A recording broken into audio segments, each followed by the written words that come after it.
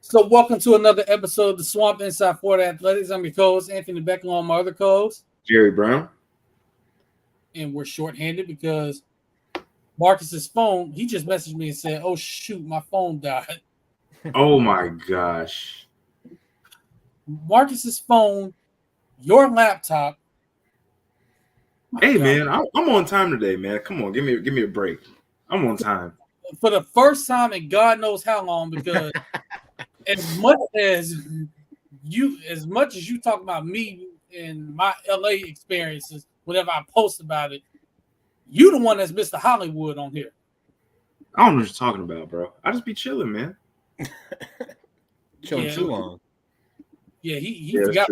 He forgot about who we are. Like we can't get in at this point. We don't know, but we got a special guest joining us tonight, co-host of Stadium and Gale, writer from Gators Online on On3 Network, baseball enthusiast, known as Negative Nick. Also, we got Nick Delatorre joining us tonight. How you doing tonight, man? Good, bro. We had Spencer Hall, EDSPS on Stadium and Gale. He popped off and made me look like the positive one on the podcast. Really? It was wild. Yeah. I think we threw him a lob, and his first answer, to sum it up, was basically there is no hope. There is only darkness and despair. Florida football is depression. And I was like, okay, Spencer, thank you for joining the show. 10 o'clock in the morning on a Monday. Start your week right. Yeah, that was insane. I was like, wow. I did not think anybody would be more negative than Nick on this show. Wow. You know, Nick damn near got his picks right for the season. That was funny. Oh, that was dope. That was cool. And then the Graham happened, and it pretty much ruined his picks for the rest of the year. Yeah, I honestly think if Graham doesn't get hurt, I mean, if Trevor Etienne runs out of bounds, I probably get the Missouri pick right. And if Graham plays against Florida State and Florida State doesn't have Jordan Travis, I might go 12-0.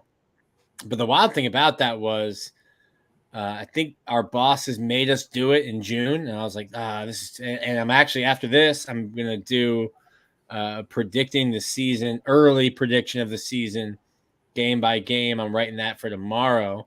But we had to do that in June, and I was like, man, this is so stupid. It's so far out. Shoot. So I just went through it game by game in my head, and I was like, all right, I'm gonna make these picks. Luckily for me, Arkansas played so dumb all the way up until Florida, asking their 6'4", 240-pound dual threat quarterback just to hang out and be Peyton Manning. Then they fired their offensive coordinator, and they're like, hey, what if you ran 15 times against Florida? Which is why I picked Arkansas to beat Florida, and I was feeling foolish because that's not what they were doing. And then, unlucky for Florida, they figured it out, fired their offensive coordinator, and found reason. He'll be back in the swamp this year, and I'll tell you what, Gus Malzahn will not tell him to stand back there and only throw the football. So yeah, you got that right. Florida's going to get round 2 with KJ Jefferson in Gainesville in a UCF uniform. Yep. Crazy. That's a must win, by the way. So Florida schools is a must win. Yeah, I didn't even include that. I wrote something that was 5 must win games or 5 make or break games, and I didn't even include UCF. I can't imagine a world where Florida. What's up, Marcus? I can't imagine a world where Florida loses to UCF in the swamp. You can throw away the Gasparilla Bowl. It's bowl games. Kids don't really care or even show up for them. But Miami, that's the one. Whoever, Fast and Furious, we're racing for pink slips. Week 1. How are you selling your program if you're Mario Cristobal or Billy Napier if you lose that game? And even more so for Florida since it's at home.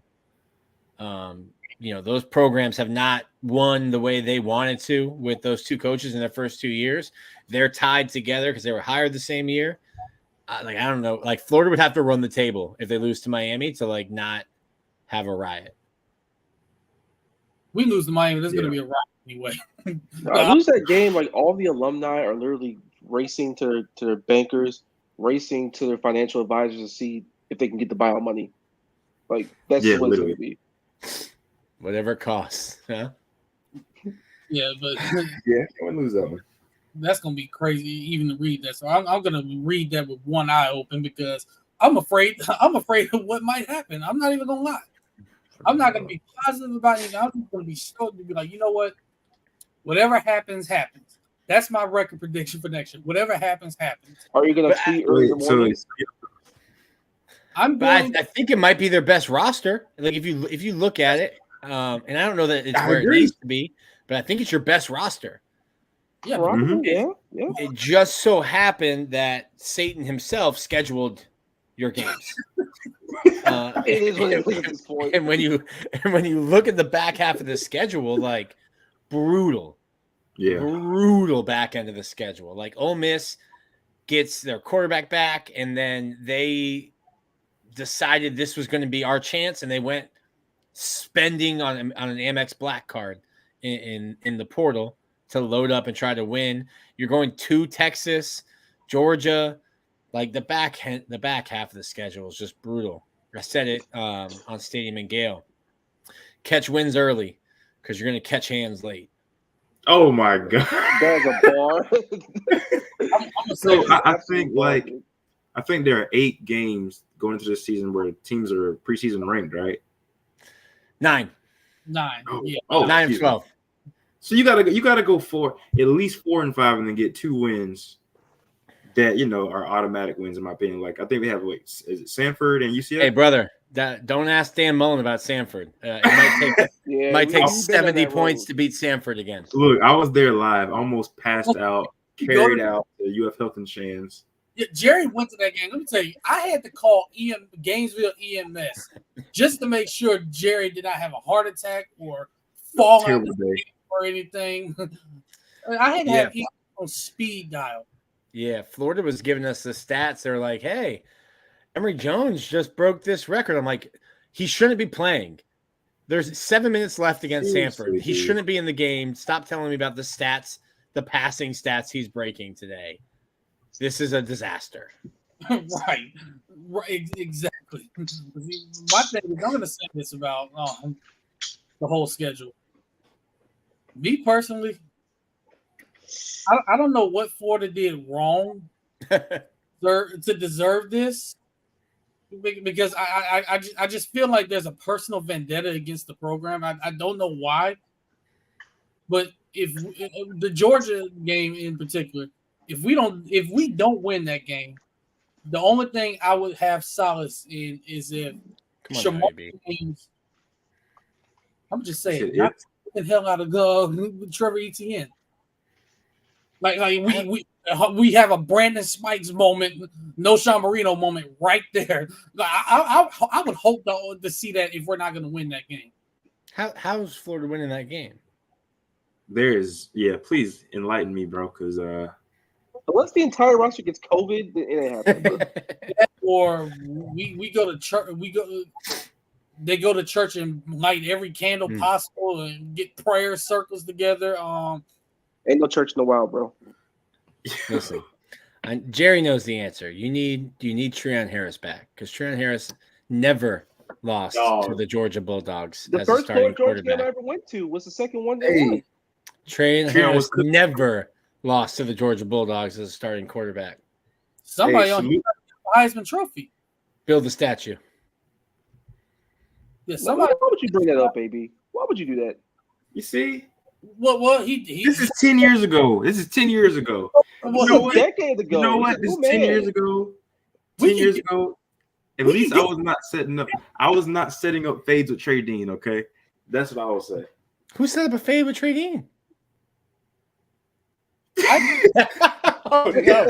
Hey, that's Super Bowl champion Trey Dean. You put some respect. Super Bowl champion Trey Dean. Nick, glory to God, Trey Dean. I don't think you've ever seen this, Nick. So, Nick doesn't know. Oh, God. Oh, no.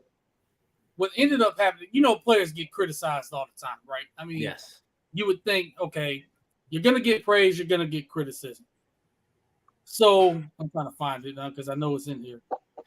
We've told them, and like, listen, it's hard. We've told them while they're on campus, like, hey man, don't search your name because it's not going to be good. Y'all started, switching the first letter of the last name, first letter of the first name, flipping those. They caught on to that. Like, listen, you gotta understand. Yeah, they started. Yeah, they were finding those tweets. I don't know why you thought that you would like made some unbreakable code. You just moved 2 letters it's around. Not that difficult. Like, at least ask out most of their name. I was watching. I was watching Bussin' with the Boys, and Taylor Lewan and Will Compton were talking about it. Even when they were in the NFL, they would go and search their names. And like, wow. So, like, I would tell people. I told like AR. I told a bunch of players, like, hey man, don't go on Twitter tonight. Don't do it. Oh, Felipe Franks a couple times, like, hey man, don't. Yo. Oh my God. Just don't do it. Probably the worst one because I saw some of the nasty stuff that they were sending. Like, was crazy. I'm like, yeah. And people, and I went to the South Carolina game that year, and he's shushing the crowd. I'm sitting with my parents, my sister. I'm like, he has no business shushing the crowd. I looked dead at him and said, yes, he does. He has every right to do this because y'all do not see some of the stuff that gets sent his way. Yeah. I do not blame him one bit, and I was glad he did it. That and the fact that it ignited the entire team. Yeah. But this is what happened. So I did criticize him because he was not playing well. This is what I get from him. Oh, did you tweet that? No, I did not. This is a screenshot of him texting me. No, did you tweet that? I think maybe you sent this to me. I did see that. Yeah, I was trying to remember I saw it. How did you get your number though? Bro, like who in your circle just like left you out like that? I'm still to this day, bro, trying to figure that out. I don't. It was me. I was like, it was Jerry looks guilty over there. It wasn't me. I was just as shocked as Anthony. Because Jerry, you seem to be real cool with Trey now. Yeah. So did you do me wrong like that? Did you do this to me, brother? No, bro. No, man. It was not me. Don't look at me. I got nothing to do with that. But see, this is what's crazy though, Nick. Because we have another podcast called Indisputable Evidence. We had the guys from the Cam and T podcast, Tony and Cam, on our show. Tony lives in Atlanta, so he told us trading DM'd him, I believe, and like a bunch of other players, and there was a bunch of other people. I know David Soderquist from High Top. He told me Trey DM'd him. It was a bunch of people he was DMing and going after, and I'm sitting like, I was like, I'm not gonna respond to this. I'm not even gonna respond to him. I'm gonna say my piece on the podcast when we get on there. That's a businessman. He's like, listen, you're not getting these takes for free. You're not getting the takes for free. You want my take? We're gonna do it on the pod. It's an interesting part. AB, you and I were talking a little bit about like being in the media. It's interesting because like we have to be critical, and I've talked to guys like I was very critical of Felipe Franks, and like Felipe and I aren't friends or anything like that. But I think the way you do it. And the way you are critical, and if it's just about what the play is, listen, they know if they had a bad game, they don't need me to say, hey, that was a bad throw. You missed this pass. You threw this interception. But I think we just get to a place on social media where it just crosses that line. You start, and people just say reckless stuff that you would never say to somebody in person because it's easy. It's a tweet. And maybe some of it's like, oh, he's never going to see this. I let my frustration out. And it's like, what if he did see it? Does that make you feel different before you hit send? Or what if – I remember I said to one person one time who was talking bad about J.J. Shorts, I think his junior year. And I said to the guy, I was like, I hope one day you have a son that's good enough at baseball to play at a school like Florida, and then you have to hear somebody talk about your son the way you're talking about this kid. And I think if you put it into perspective like that, it's like, listen, we're still talking about 18, 19, 20-year-old kids who are trying to do their best. And sure, they're getting paid now. I don't think that gives you free reign to say whatever you want, but people are going to tweet what they want to tweet. But like, listen, these guys do see it. And whether you think they should be searching their name or not, they are. And the thing is, I didn't even say anything malicious. Maybe. I really didn't. I didn't say nothing but. Oh no, bro. We gotta check the deleted tweets, Marcus. What's in the deleted folder? Yeah, you might say something a little bit sideways, you know. He's Talking talking about out of my his neck. program type of tweets. You know? But I addressed it on the pod, and I basically said this in a nutshell. If you would have put this much time and effort into bettering yourself in the film room and on the field, as you're doing searching your name and going after people, you wouldn't be in this situation now, would you? Well, you got So a ring you just now, got- so I mean, So you just got sassy. He did. Turn into points. Right, word this for man it. went full Stephen A. Smith. You do not want to make an enemy Yeah. out of me.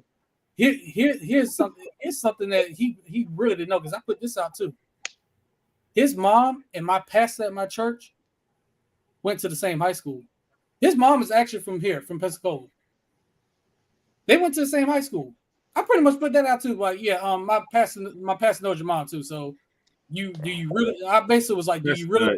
That's nuts. I ain't gonna That's cap. insane. That's kind of unhinged, JB. Like, bro, just asking, man, why you saying that about me? And then you got nasty talking about some. Man, I know your mama. I know your people. I don't know This is nasty. My pastor does. I don't. I didn't even know that. He told me. And I was like, dang, really? Like, I didn't even know that. Oh, bro, you 32 years old doing this, AB. What's wrong with you? Look, if you gonna come at me personally like that, you think I'm not gonna respond? I mean, one person's on a podcast, the other one has a Super Bowl ring. That's tough. That's tough. Okay, watch. What exactly did he do to earn that Super Bowl ring? You on the roster? He got I don't know, but he's Doing gonna get it the same one Pat Mahomes does. That's right. Yeah, His Still ring playing and the Pat's same. ring. The only thing different is the last name on it. and congrats to That's him, because I was happy he got away from that sham of a roster in New York with the Jets, and he landed in Kansas City. So he landed in a great situation. He did.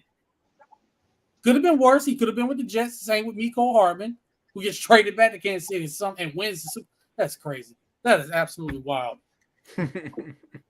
That is absolutely wild. Hey man, yeah, but again though, like these dudes do like they see what we tweet. Like Kadarius Toney, this guy, he sees everything. I feel like, he's one of those guys. He's trying to look at everybody's comments about him. Now you have Antonio Brown tweeting about this guy. It's like You mean it's tough scene. Antonio Brown? Yes. Yes. But, CT ESPN, baby. Yeah. Speaking of Florida football, boy, have there been a lot of changes. So, Oof. Nick, what in the entire hell is going on right now? Same thing that's been going on since I got here in 2013, man. There's just, it's just a perpetual roller coaster. I think I've thrown up. They won't stop the roller coaster. We've done 17 laps around. I got motion sickness. There's and so like when we put the news out about like Fitzgerald leaving, That one hurt. I ain't gonna lie. like I totally understood it, but like, and I'm talking to Florida before I put the story out, and I'm like, hey man, there's no way to massage this headline. The headline sucks. Florida coach leaves for Boston College. Like, the headline sucks. Go ahead. Hit that like button. What up, Fergans? Like how do I change the headline? Like that's what it was in the story, which nobody read based on the message board and Twitter. It explains like college strength coaches and head coaches that like those are their guys. If Urban Meyer was to come back out of retirement and go to New Mexico State, Mickey Marotti would leave Ohio State to go be Urban's strength coach. That's what the relationship is with coaches or with head coaches and their strength coaches. Craig Fitzgerald and Bill O'Brien were on the same staff at Maryland. When Bill O'Brien became the head coach at Penn State, he took Fitz with him. When he became the head coach of the Houston Texans, he took Fitz with him. So, of course, when he became the head coach at Boston College, he calls his boy up. And I write all that in the story, but like the headline, I get it. The headline sucks. And the headline is ripe for trolling. I wish, and I said this on Stadium Miguel too, I was like, just stop helping rivals troll you. Like you stop trolling yourself and just like giving people more ammo. Like, yes, the headline sucks. We got to just take that one on the chin, keep it moving, let the news cycle wash it out. But it comes at a terrible time for Florida. Like they just started their identity phase, which is their toughest phase of the winter workout period. And now you had a coach running it for 5 weeks, and now you've got an assistant running it. But that wasn't the only jab Florida took this week. Big loss in losing our offensive line coach. Huge loss. Going to miss him tremendously, right? Can't wait to hire another one. Yay! Yeah, that's true. Best news cycle ever. Let's do something. I wonder what they'll do there. Like, do you make Ryan O'Hara an on-field coach and make him the quarterback's coach, which then lets Billy not have to focus on coaching the quarterbacks through their entire practice and gives one less thing on his plate to free him up for play calling? Do you hire another offensive line coach? Because Billy has made it very clear that he thinks having 2 offensive line coaches is important. It'll be interesting to see what they do. It does feel like deja vu because last year you had Kerry Colbert leave right before spring. So we'll see. I don't know that Billy Napier, I don't think he's shown us at all that he's going to rush a decision to make the fans happy. So he's going to take his time and he'll figure out what he's going to do. But I think it will be interesting to see what they do for the spring. If they haven't hired somebody, like last year they put David Decker as an on-field coach before they hired Billy G. Which coach would they offer that to? I think Ryan O'Hara is probably one that makes sense to me. Boy, Florida is the king of bad timing in the news, aren't they?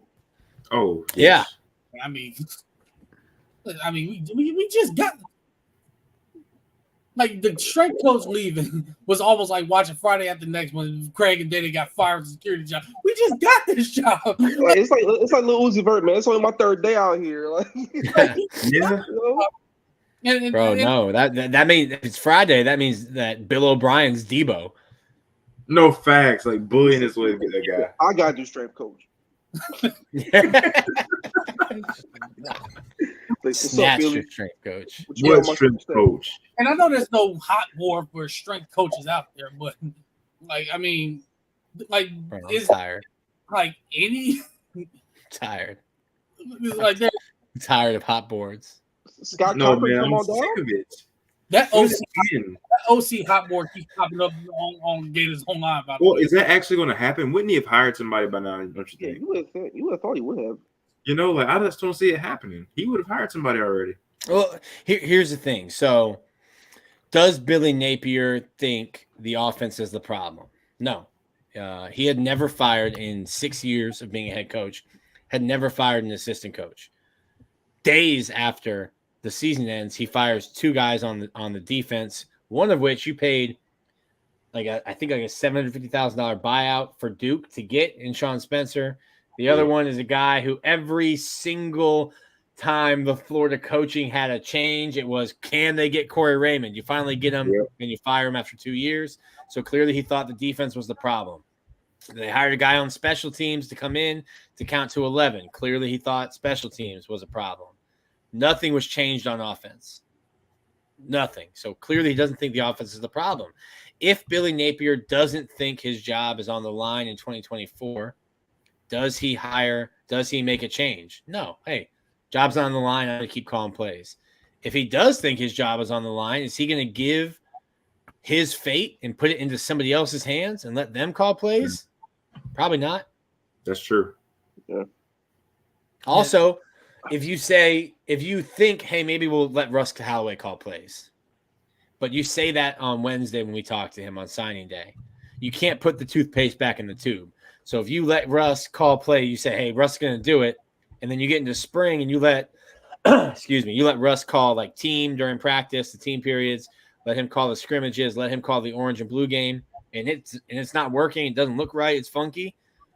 Now you fire him because you can't then demote him. Be like, we tried that guy as play caller, but he stunk. So he's just going to go back to the tight end room. Like, you can't do that. So I think, if anything, spring would be an audition for Russ. Even like, hey, Russ is going to call offensive plays for blue. Billy's going to call offensive plays for orange. And you kind of go against each other in the spring game. And you do that in your scrimmages and every day throughout the 15 practices. But you can't, even if you are planning on it and hoping that Russ takes that job, I don't know that it's of any benefit to Billy to say that on a National Signing Day press conference.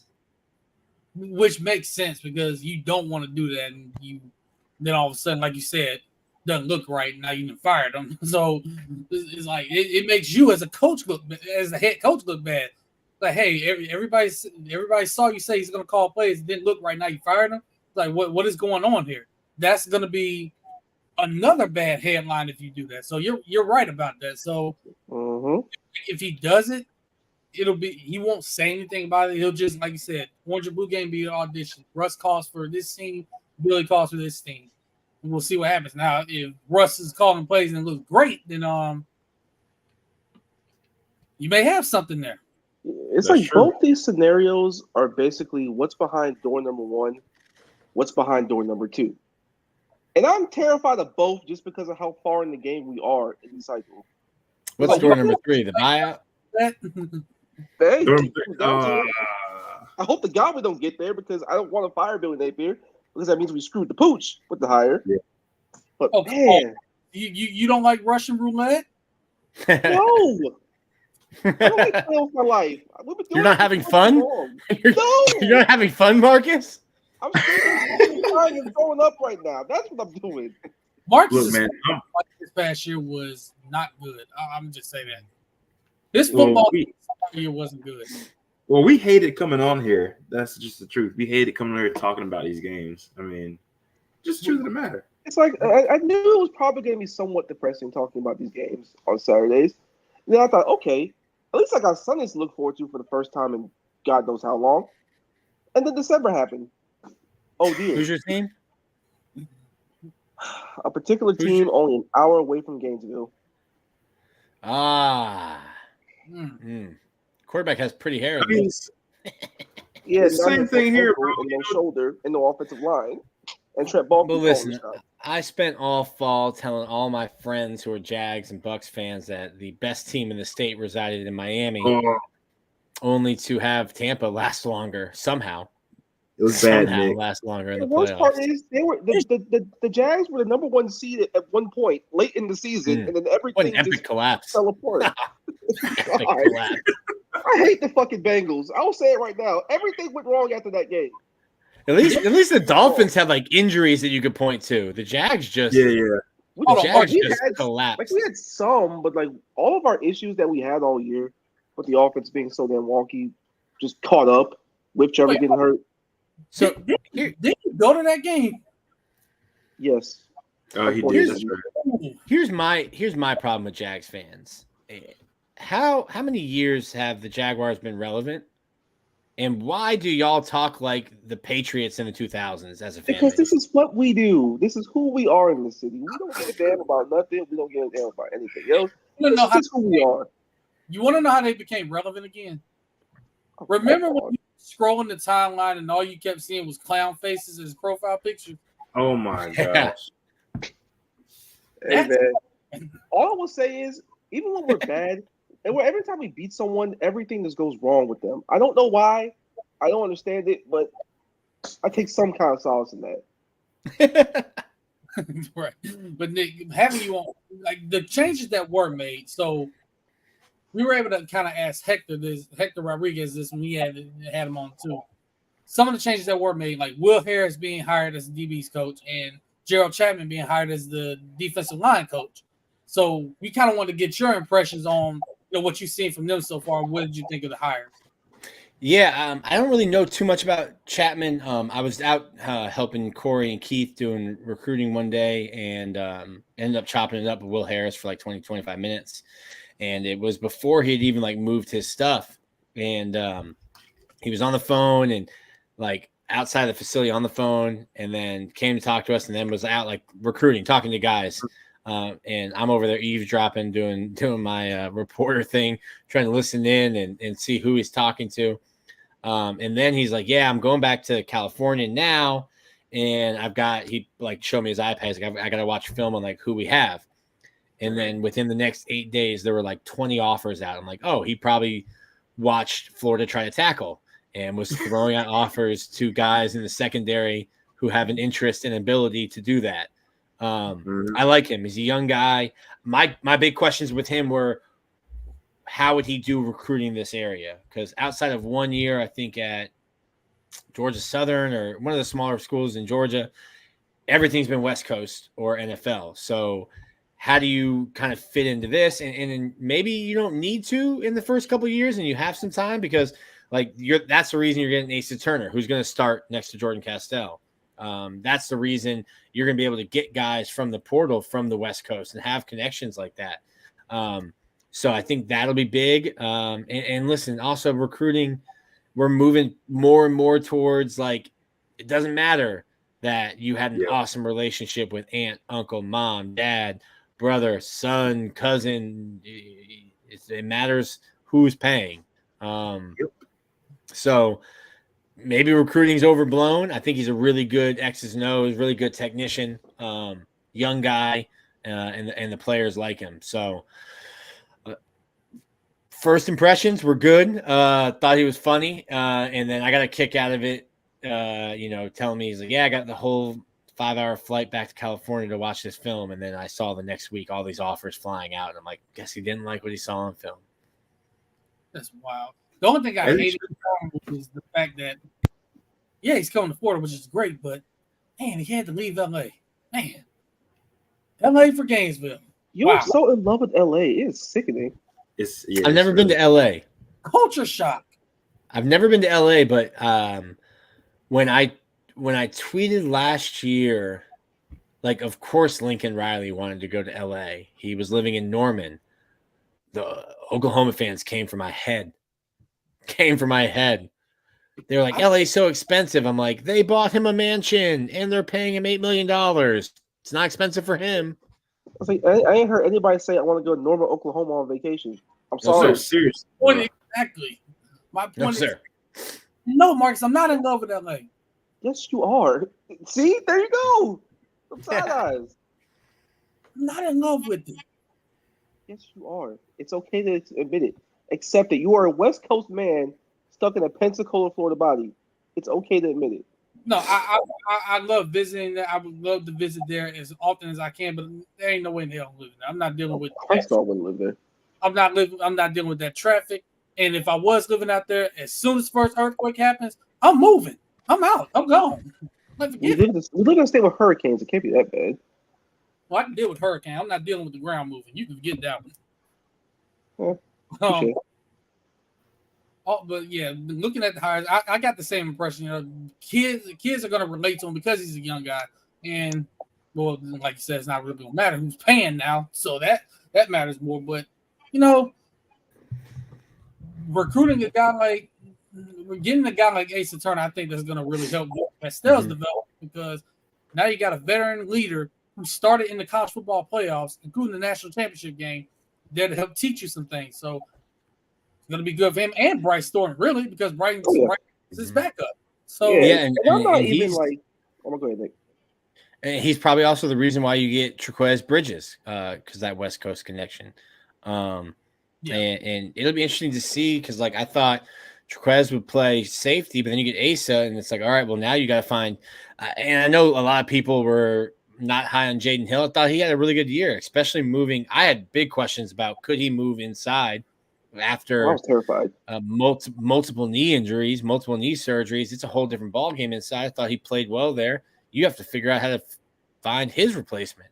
Is that DJ Douglas? Is that Aaron Gates? Is that Dijon Johnson? Is that Triquez?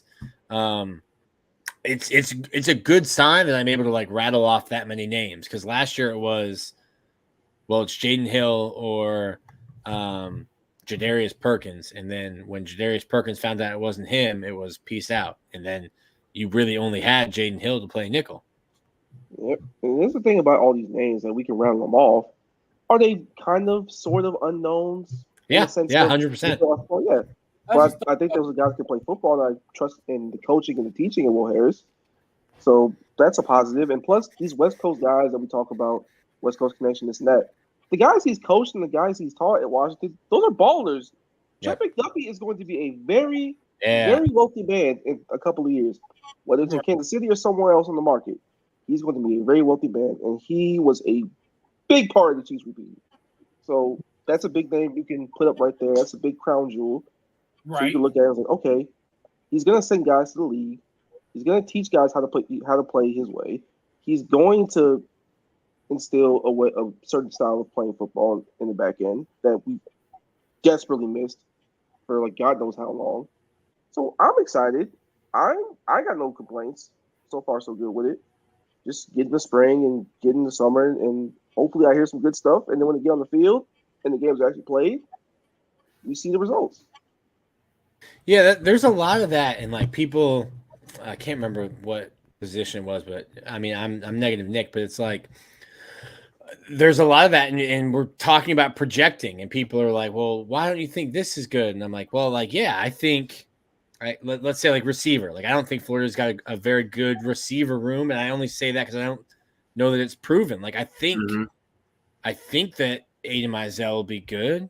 Like I think Andy Jean will be good, but I can't tell you, hey, Florida's got a top 5 receiver room in the SEC. Right. I think these guys will be good. But we just haven't seen it. It's like when I say like, oh, I'm kind of down on the receiver room because I think it's Eugene Wilson and a bunch of other guys that we don't know what they will be. Like I'm not holding my breath that Marcus Burke's going to figure it out this year and become a deep threat for Florida. I think Andy Jean's good. I think Aiden Mizell's good. Shimmery I don't even know how to say that. Shimmery DK. DK like was not good last year, but was really good for Wisconsin. For the 15 passes Wisconsin would throw a month. He was really good last time he played with Graham Mertz. But like it's a lot of projecting. It's not like you have Alabama's old receiver room coming back, which now looking back at that when they won their national championship, we're like, oh, those are all number 1 receivers on NFL rosters that were begging to get passes from Jalen Hurts and Tua. So there's a lot of projection. And like the issue I think with Florida again will be if you think this is a make or break year, like you're still young. You're still really young at receiver. You're still kind of young at running back. Like Montrell's a senior, but after that, you only have Treon and then 2 freshmen.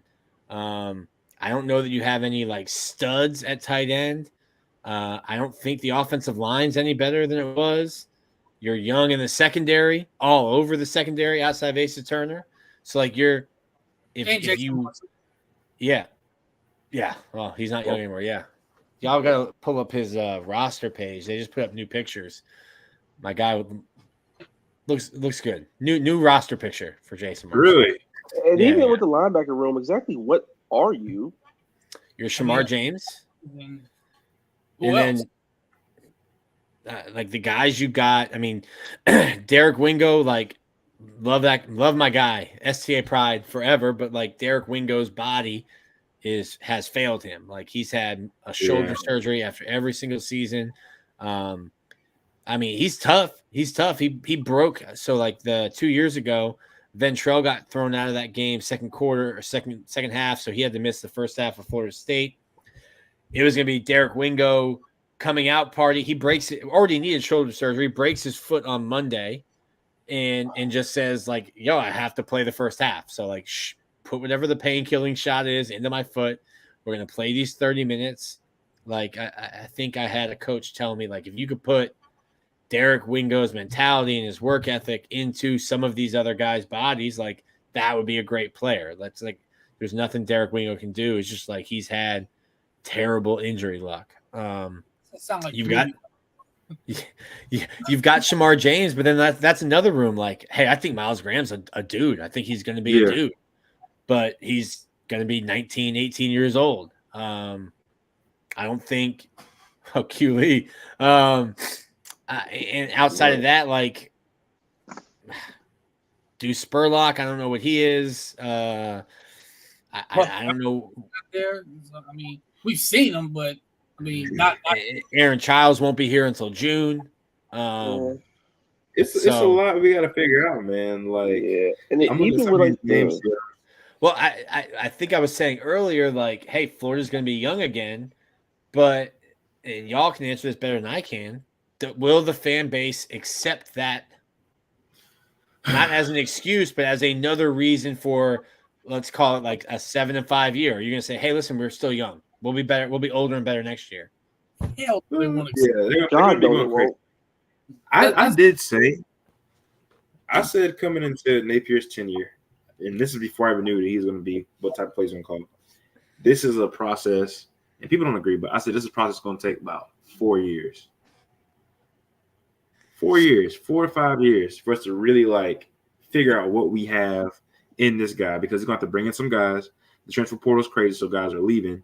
So I think him getting a quarterback in the system, because I think Anthony Richardson last year was kind of like an experiment for him, trying to figure out what he wanted to do, how he wanted to use him. It was a weird year. Graham Mertz came in and did an excellent job, but now you have Graham Mertz surrounded by young receivers, so he may take a step back. So I just. That slick Rick safety blanket is gone, baby. That blanket is pulled off for good. So I think place by an elite speed receiver that made a lot of plays last year. See, that's what I was going to say about Trey Wilson real quick, though. He's the one guy in this receiver room that we know for a fact is good and can play SEC football. Yeah. Thing is, good in what ways in terms of usage? That's true. Mm-hmm. And also how much was opened for him because the attention the defense had to put on number one. And now that attention is on number 3, I think he might end up getting number 1, but now the attention's on him. And you go back to 2020 when you had Kadarius and Kyle Pitts. When Kyle got hurt, KT's numbers dropped off because now the defense has had to focus on him.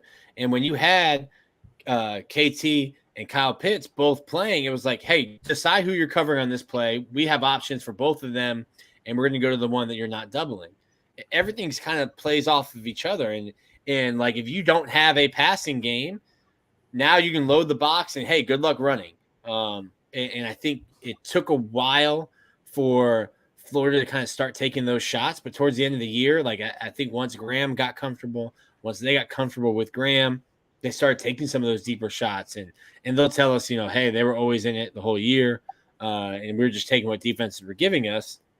And my process to that was, why don't you start dictating what defenses have to do? We say that defense is reactionary. You're reacting what the offense is doing. Why are we playing a reactionary offense and letting the defense? And there's a give and take. Like, listen, what was the week 2 game? I can't remember the team. I'm blanking on right now. That was week 2, McNeese. Yeah, like McNeese was like, "Hey man, we're gonna play a cover 3 cloud. We are gonna rush 3, and we're putting 8 guys back in coverage." And Florida's like, "Okay, cool. We're gonna throw 8 yards." They're like, "Thank you. We accept the offer, and you can get 8 yards of play on these passes. Just please don't score 90." And like, okay, I get that. Like, why are we going to throw into triple coverage 40 yards downfield just to do it if they're giving you a 15-yard open window to throw and complete passes and slowly matriculate the ball?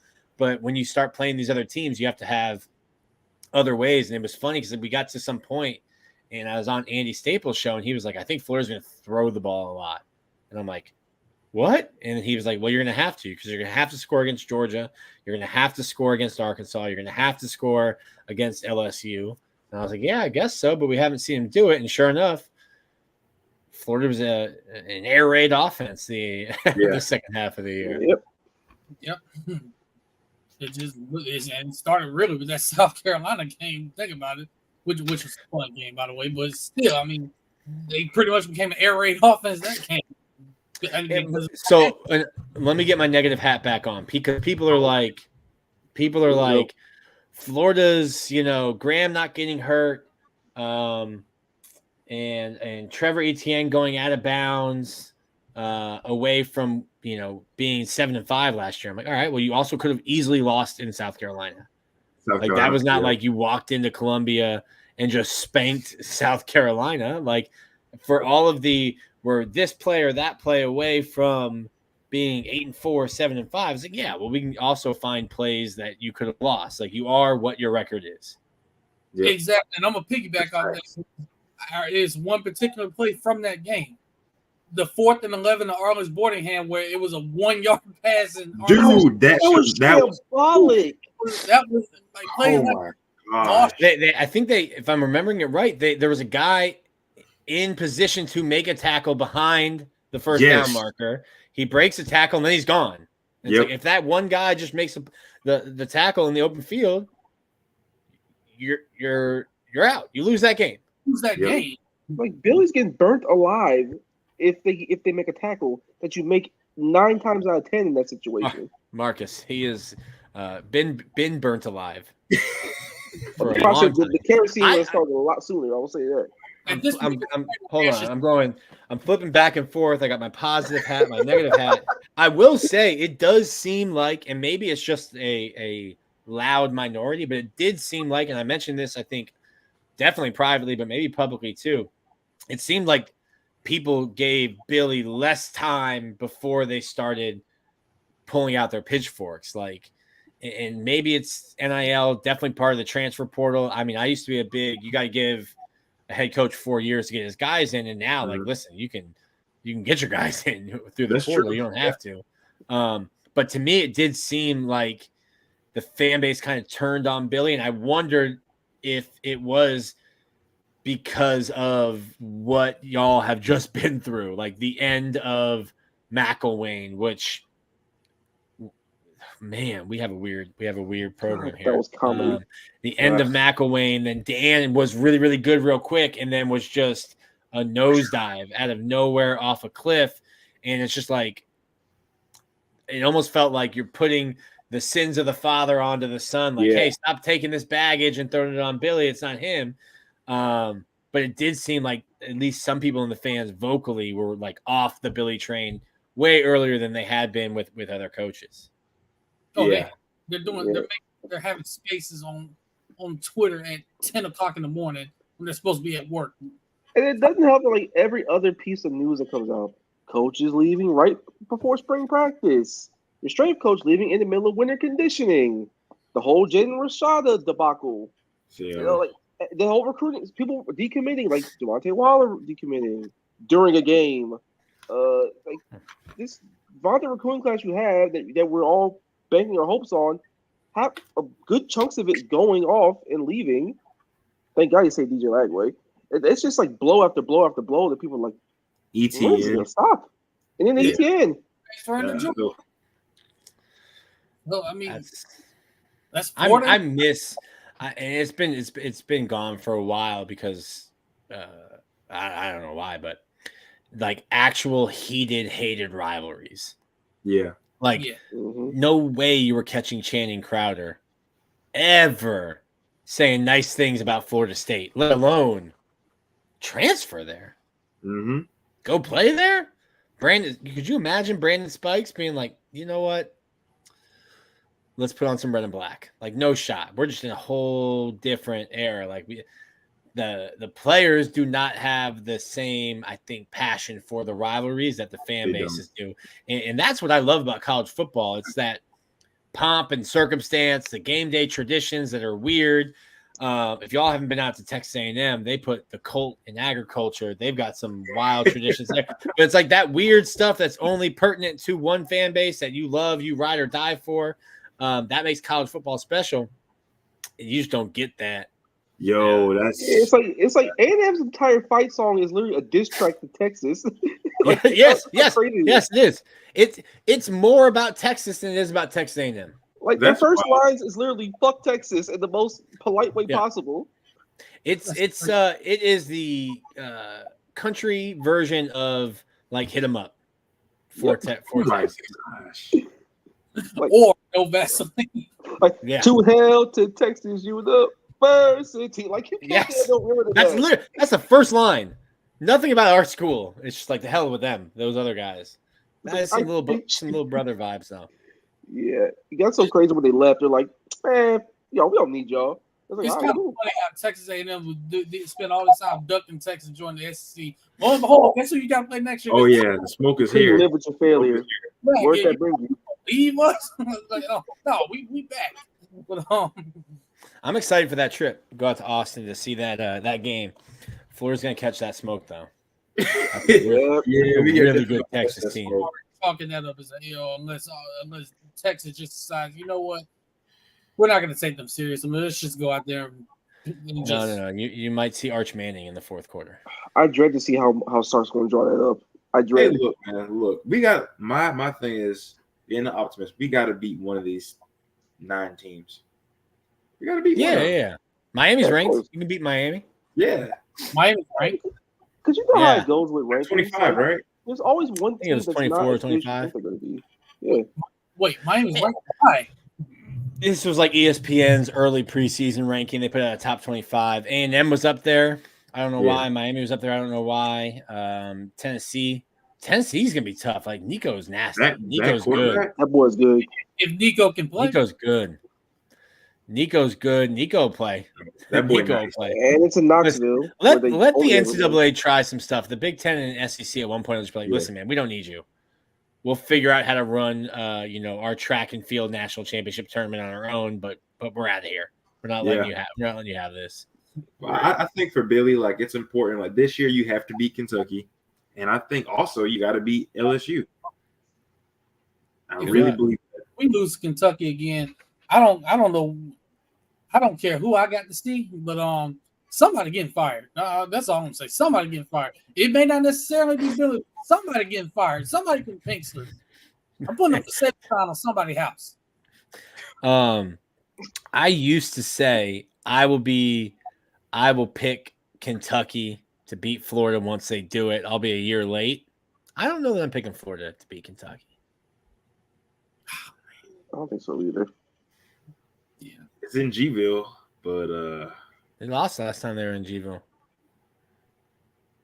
And It's lost not- two it's yeah, just the way Graham they Mertz to be the lose. better quarterback that day. Be the best quarterback. Listen. I think I had to eat my crow because I didn't know what Graham was going to be. Graham was fantastic, and there is a lot of data showing like how much better quarterbacks are year 2 in the system. Mhm. I mean, even going to like Baker Mayfield at Oklahoma, year 2 with Lincoln, going back like that far. I think Graham will be better. I just don't know that you got significantly better around him on offense. Right. What's crazy is like when the Wisconsin staff literally calls Billy and tells them we failed Graham Mertz. That says a lot. That says a whole lot. They literally admitted they failed him because I mean nobody was high on him. They looked at the numbers. Oh, I mean, they did Wisconsin. Look at all these turnovers. Look at the completion percentage. He comes here and leads the SEC in completion percentage. Now, granted, a lot of that was dink and dunk, but I mean, you still got to complete passes. Yeah. And on top of that, Well, the one that I don't think needs to be called a pass. Every time every time Trey runs in front of him and he throws the ball from me to my computer screen, that's a pass. That's a Well, completion. this is all Geo Smith and West Virginia's fault. This is all their fault. Hey, that's how Mac Jones won. That's how Mac Speaking Jones of got that. NCAA football, the game, that West Ooh. Virginia, Geno Smith, Noel Devine, Pat White, Oh my gosh. we were cooking. No, I'm excited about we can kind of segue into that, bro. Like, what are some things like y'all looking forward to as far as like NCAA football I'll or tell EA you, Sports? I told you this before. Not a single blade of grass will be touched all summer. We Not are one. inside all summer. exactly. All summer.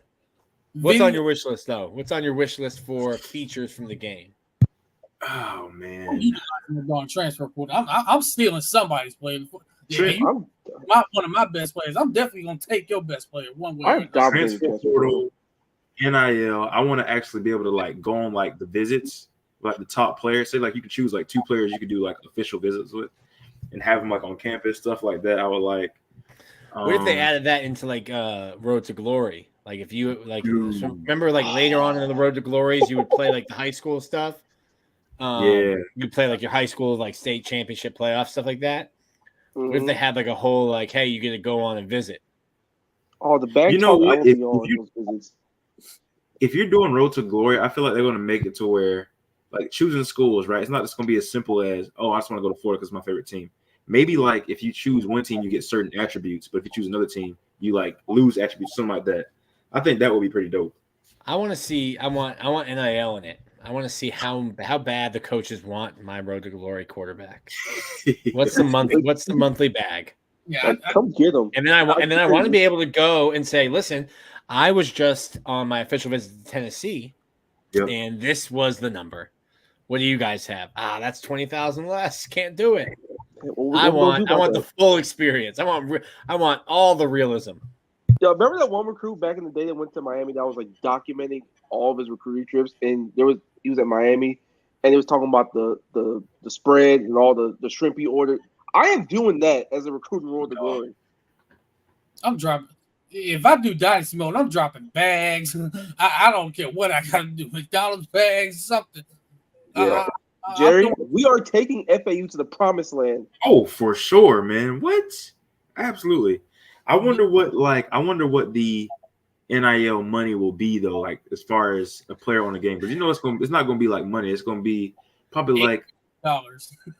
Attributes or like something. I mean, all these games too, because they all do like foot, mutt, like the Ultimate Team stuff. Yeah, like I play MLB The Show, and it's all about like packs and stuff. Yeah, so it'll be some kind of like in-game coin currency. No, I want real dollars. With real money. Hey. I want real dollars. I want to see what Lane Kiffin's offering me to leave Florida and go play at Ole Miss. No, for real. I want historic teams so much in there. Like imagine like 1988 Notre Dame. How much is Tony Rice getting in NIL? How much is Ricky Waters getting?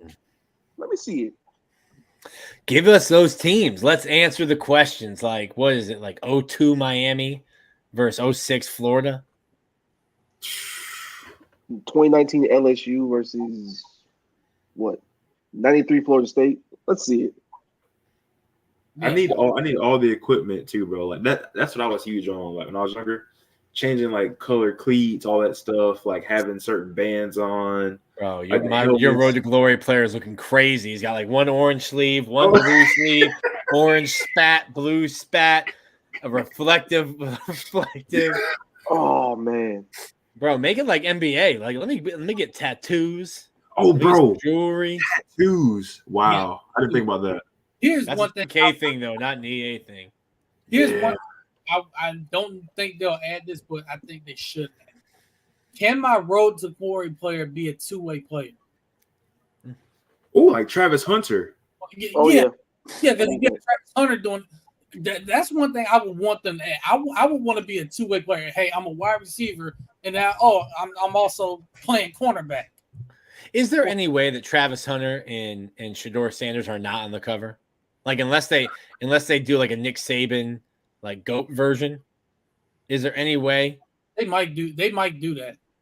They might sign off on it.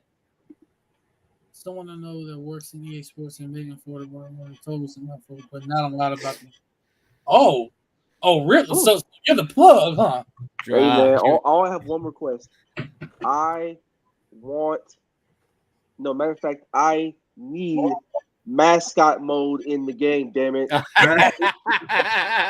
Bro, me and Jerry and AB are like, yo, we need to get dirty. We need bagmen.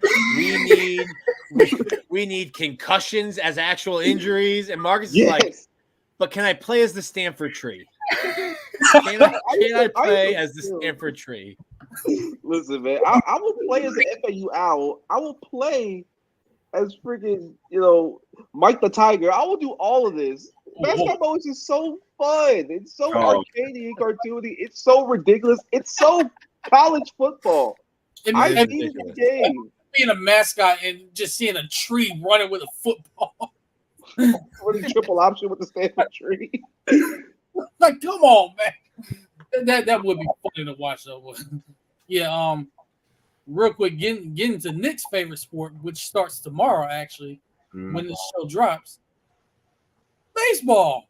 Play ball. Let's do it. Play ball. So, this is the only time you're gonna hear Nick be positive. I'm here for it. Oh, yes. Oh, No. Yes. Yes. But Nick, I'm gonna go ahead and start the pitching because I gotta ask you about this Liam Peterson kid. Because what I'm hearing out there from him, first of all, this man shouldn't even be on campus. Basically, from what I'm hearing. So I gotta ask about him and what he's done out there so far.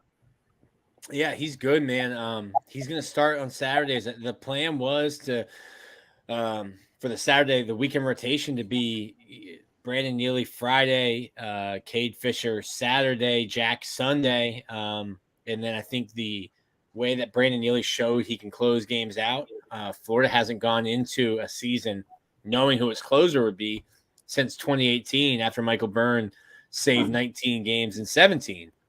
So to have that, and that was only facilitated because Liam Peterson is him. This is a kid who just really wanted to be a Gator and wanted to come to Florida. The way the MLB draft works is so he wasn't drafted, and it's not because of ability. The way the MLB draft works is you'll tell a team, your agent, your advisor will tell teams like, hey, he wants to go to Florida. And if you draft him, it's going to take X amount of dollars. In the top 10 draft rounds, you only have a certain amount of money, and each pick is slotted. And if you get past a certain number, it's like, hey, well, we're not going to draft him because here's his number, and we can only offer a quarter of that because that's what's slotted. So that's how guys go undrafted. So you're going to get 3 years of Liam Peterson when before the draft, I was thinking you're going to get no years of him. The best freshman pitcher I've seen since Brady Singer. Jeez, that's high praise. Yeah, he's good, man. Nick, after you explained the draft that way, now I know how we lost Kobe Mayo. Because I think that kid was headed to Florida, and then the Orioles drafted him and offered the number that he was looking for. Yep. Yeah. That's what happened. So like, you'll also see, I forget who it was. So you can move around the money a little bit, but you only have a certain number for those first 10 picks. So there was a year where I can't remember who it was. It might have been Philly. They drafted. It was Philly because there was a kid, Andrew Painter. They drafted. The Phillies went high school. And I was like, ooh, dang, they're going to run out of money. Maybe Andrew Painter makes it to campus. And then they drafted 7 college seniors. And the college seniors have no bargaining chip. It's like, hey, you're going to accept the $250,000 signing bonus we give you, or you can go play in Japan or Korea or in Mexico or the Caribbean. But if you want to play Major League Baseball, this is what you take, which allowed them to then overpay the other guys. So there's a way to manipulate and maneuver it. But for the most part, if you know a guy wants $2.5 million, $2 million as a signing bonus, that's what he says he'll sign for. If you get down into the third round, you don't have $2 million to give that guy. So then you end up saying, hey, he's not signable, or he's going to be too hard to sign. You don't take him. So that happens every year. But I'm guessing because Liam Peterson wanted to come to Florida and wanted to pitch in college, that he probably gave a number that was higher than most teams were going to sign him for. Man, that's good news for Florida. Oh yeah, wonderful news. Because we put like film on him when we had Hector on because we asked about him. And just his stuff is filthy. Yeah, absolutely filthy. And dude knows he's nice like that too. Like he knows he's nice. He has a swagger. So you can tell when he on this shit today. When this stuff is going great, good luck. Yeah. We had Pierce on last week and we asked him about him. He was just nothing but praise. Basically, say he's one of the most mature freshmen he's ever been around. So Well, Pierce is actually the last freshman to start on a weekend. Unfortunately, that was Pierce's only start. Yeah, he told us that his last pitch is a 2-run home run he gave up, and he cannot wait to get his get back on that. That's right. He struck out 7 before that. Yeah, like he was. We can't erase anything before that. Yeah, he was good. Yeah, dude. Pierce is. I've been jokingly calling him the unicorn because we don't see him. But like, Pierce is a 6'9" lefty who will throw 97, 98. Yeah. Like Pierce is a Friday night starter that we just haven't been able to see. Back surgery, shoulder surgery. I'm sure he talked to you guys, but like when Pierce comes back, the one thing that I don't know if you guys talked to him about it or not, but like Florida might get Pierce back next year because MLB teams might be like, hey man, we need to see you be healthy for more than 3 months. Because by the time he comes back, it'll be March, April, June, July is the draft. So like MLB teams might be like, hey, we're gonna need to see it before we invest in you. And if Pierce is healthy and pitches to his potential, he's a like top 10 overall pick in the major league draft. So like we could end up in a situation where Pierce Capello is back for Florida in 2025, which is wild. Here's one for you. Yo, Dan! Shout out to Canada, Dan. Are you still out there in Whistler? And by the way, how's the Canadian beer? Because you're not going to sit here and fool us and sit here and say you didn't drink it because we know you did. Got several cases of Molson. This is his best life. Bro, Dan's on a boys ski trip. There's definitely alcohol flying. 100%. Like good Canadian Molson brew. I'm putting it over under on how many times Dan crashed while skiing at. I'm going to say 5. Over under at 5. As long as I have any broken bones, bro. Look at that! What a Canada Dan! My guy's got the branding already. Make the merch. Make the shirts, Dan. Put them online. You gotta make office. You have to make those shirts. You have to somehow make those shirts now. No, definitely need that. There he is. Facts. Jesus Christ, we're praying, bro. He said, y'all know my body. Don't doubt my abilities. Elite skier over here. Yeah, video or it didn't happen. So Dan, I always believe. I don't know about these naysayers, but I always believe, and I never. Let them naysayers know, boy. Let them naysayers know. Naysayer number 1. Marcus, do you really want to take Dan's side as much as he talks about Jacksonville? Who doesn't talk about Jacksonville? Dang, that's dark. That's dark, Marcus. Never mind. That's all we need to hear there. But another guy I wanted to ask about was Kobe Shelton because he transfers in from Alabama after hitting 25 home runs there. Is that story true that in the last scrimmage he hit a ball out of the earth? Are we confirming that story? Yeah, I think it actually knocked out one of Tesla's Starlink satellites. I mean, that thing was smoked. He can hit, man. It's a really, really talented lefty bat. I think Florida's infield is going to be wild because like Jack, Curlin, Shelton, and Dale Thomas over at third base, like those are all guys who Jack should hit 20 home runs. Curlin is capable to hit 12 to 20 home runs. Shelton will hit 20 plus home runs. Dale can hit double-digit home runs if he's given the at-bats. Like Dale hit one 450 feet off of Ryan Slater a couple of scrimmages before that. So like it's a infield that could put up 60, 70 home runs, which is wild. The one thing I will say, I did not think that Colby Shelton was a shortstop. I think he's going to be adequate there, but we all need to realize that we have been spoiled by Josh Rivera and like plays that Josh Rivera made aren't routine plays. And like the plays that Josh would make that looked routine, like might not get made this year. And it doesn't mean that Colby Shelton sucks and he's terrible at defense. We were spoiled to have exceptional defense at shortstop. So like Shelton's come a long way defensively, but like he's not what Josh is, and maybe I'm like I have PTSD, but like I can already see people complaining about like Colby Shelton's defense. He's going to hit 25 home runs, and he's going to help Florida win games, and they'll get mad that like he didn't make the backhanded play in the grass turn and Derek Jeter the third to first, just because we've gotten spoiled by watching like, and even before Josh Rivera, Dalton Guthrie was nasty before him, Richie Martin was nasty before him. Like Florida's just had this string of elite defense, and I don't know that Florida's defense will be up to that standard this year. Hey, high school shortstops out there. If you want to be an elite shortstop, you know where to go. Yeah. But for me, I get the Shortstop you. I get to continue cheering for Josh Rivera since he was drafted by the Cubs. And as of right now, I hope they trade him anywhere for anybody. I hope that doesn't happen.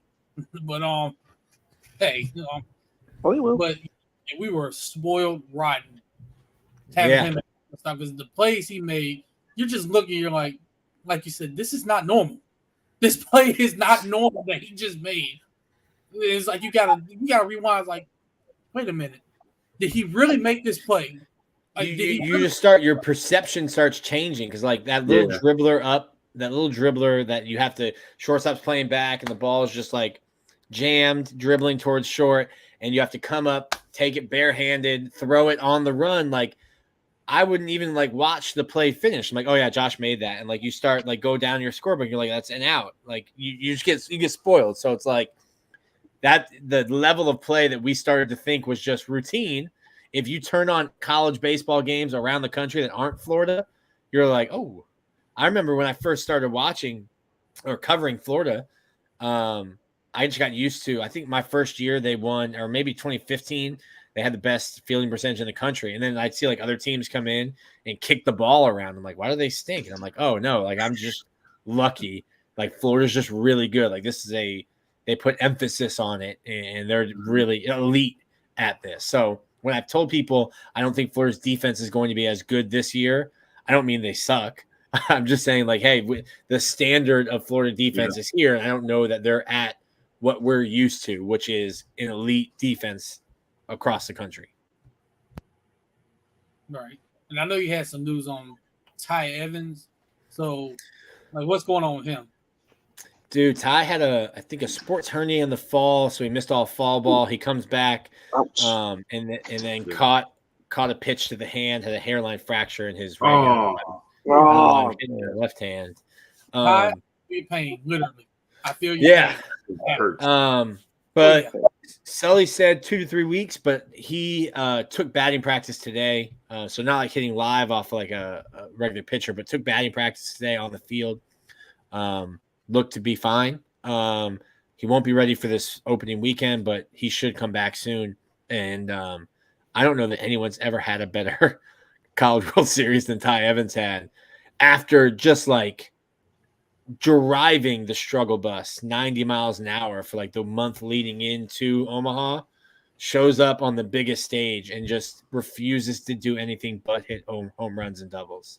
Insane bounce back from Ty Evans. He had a wild, and it's so hard. I was talking to somebody today and I'm like, baseball is a crazy sport because if you fail 70 times out of 100, you're killing it at the plate. You're hitting 300. You're doing really well. So it's dealing with that failure. When you have extended failures, all of these guys too have always been the best player on any team at any level that they've ever played at. And you get here and now you're finally facing some adversity, and not just like a bad weekend. It turns into a bad month. You get benched to then get thrown in on that stage and to have the success he did. That shows you how mentally tough he is and some of these guys are. Yeah, baseball is funny like that, and it can also be the reverse. Take my beloved Major League Baseball team, for example. God, it hurts me to even talk about this. They hit everything moving the entire season. Then they get into the playoffs and forget how to work at the plate. Why you had to bring that up, Mark? Oh, who, the Braves? They're both Braves fans. Yeah. Ah, good. Love that. Love to see sad Braves fans. Just for that, Acuna's going to hit for 500 on y'all this year. Just for that. Yeah. Acuna's he's gonna kill the Marlins. No, we had a bunch of free agent pickups this year and made our team a lot better. Won't matter. He's still going to hit 500-foot home runs. But the Marlins didn't sign a single free agent or make a single trade. Not one. He's still going fishing. I don't care. I feel your pain. I literally bullied down here. High school, man. That hand by pitch is not fun at all. And don't let it happen to you in cold weather where it's 30 degrees and the wind is blowing at 30 miles an hour either, while you're trying to drop a bunt down. Yeah, no. Yeah, hold on. Drop a what down? Bunt. Oh no, man! It's like you said a little something different there. Yeah, let me go ahead and kick Marcus off the show. Marcus, that's why if we ever take a Vegas trip and we lose our money, you're getting thrown into the wall. That reason right there. Well, why are you throwing the wall? That reason right there is why. But I'm getting attacked for presenting a new idea and just simply telling him what he said on this show. That is not what I said. But in his place, I read Liberty transferred Jalen Guy, and I've heard that him and Michael Robinson, the battle between those two, really at center field has been really close. Now we're going to see both of those guys out there this weekend, and clearly they're the two fastest players out there. Yeah, and Jalen Guy, in my opinion, is a better outfielder. He's elite, an elite defensive center fielder. With Ty Evans out, you'll get both of them, but like it's baseball. Whoever hits is going to play, and it doesn't matter. Like Tyler Shelnut is not an outfielder; he's an infielder. He's playing outfield because that's where Florida needs him to play. And you'll take him not making every single play because he can hit 15 home runs. Like he might hit 300, 320 and drive in 40 runs. And that's why he's in the lineup. So whoever hits between Jalen Guy and Michael Robertson will play. I think personally, I like Jalen Guy more in center field from a defensive standpoint. Yeah, seeing the highlights from him when he transferred in, I forgot which play it was when he was at Liberty, but I think he dove and caught the ball and then hosed someone at home plate. Yeah, he's got a good arm too. And I'm like, this is the guy that we got that transferred in. Get him on my field now. Like if we're gonna lose Wyatt Langford, I want that guy on my baseball field now. Not a bad alternative whatsoever. It's just we won't get 30 home runs out of him, but heard he can hit too, though. I mean, he's a 300 hitter last year at Liberty. Yeah. So yeah, I mean, so like you said, whoever hits, but when you look at Michael Robinson, I can't look at him and not think about the play he made to get them to the College World Series finals, where he crash landed into the wall. But crazy catch. I mean, it's not a bad problem to have those two out there, or to have to cover because if you start a lot of ground. Yeah, if you start Guy, you can bring Robertson in as a defensive replacement later, or vice versa. So, looking at this team, I know we expect Florida to be good. We looked at the schedule, and there's a gauntlet. It's like a 3-week gauntlet. I think they play Vanderbilt, in Arkansas, and then Tennessee back to back to back. I think it's at Arkansas, at LSU back to back. Which is brutal. The schedule from hell. That's even worse. Yeah. The golden number to win, and it happened last year. The golden number to win the SEC is 20 wins. That doesn't mean you need to win every single weekend series, but it means you're averaging 2 wins out of every 3. There's 30 games, so it means going 20-10. 10 weekends, winning 20 games means you're winning on average 2 a weekend. That's the kind of been the magic number to win the SEC. It's going to be tough. I look at this Florida team and we'll kind of be like what we talked about with Florida with football a little bit. I don't think this team is as good as the team last year. And I remember saying, I had that Bart Simpson meme last year of I won't overhype the Gators, because I knew last year, like with everyone they had come back, like Like Brandon Sproat came back. You get Hurston Waldrip. You have all these guys. Florida has a bunch of guys, but they're going to rely on a lot of freshman pitching. And that goes to what we were talking about with football was you're projecting. And if all of the guys live up to that hype, let me see. Was I right? Vandy, No, you were right. AB, you were right. Two out of three on the road, 3 straight. We got Vandy. It's at Vandy, at Arkansas. Then Tennessee, LSU. Yeah, LSU. Kentucky. LSU's before. LSU, I think, is like the second SEC series. Yeah, right there. A&M's good. LSU is. Yeah. A&M's. See, man, SEC is going to be brutal. Yeah, they're. That's how it goes. That's how it goes playing the SEC. It is fun though, man. There's going to be a lot of really, really good games. Tennessee should be good. Arkansas's elite. LSU's elite. Vanderbilt's always very, very, very good to elite. Texas A&M is going to be really good. You're going to have to win. You have to win your home series. You have to win 2 out of 3 at home. Right. Georgia stinks. Kentucky. It's crazy to me. There's obvious like powerhouses: California, Texas, Florida. You're playing year round. I was talking to somebody today who grew up in Massachusetts, and they were like, "Yeah, we had a 3-4 month season." I was like, "Oh, okay, cool." When I grew up, we had a 50-week season. you took like a week off to go to like summer camp, but there is no off season for baseball in those states. And Georgia is one of those. Georgia has elite little leagues, elite travel ball, elite high school baseball, and all those kids go to Vanderbilt, go to Florida State, go to LSU, go to Texas. Like it's wild to me that Georgia isn't a dominant baseball program. They're literally a feeder state for everybody else, which is so crazy. Just getting ransacked. Like they haven't been great, and it's like you look at the Floridas, the Florida States, the LSU's, the Tennessee now, Vanderbilt's, Arkansas. Like if they're getting offered by those schools, like how can they say no to them? Just stay at Georgia.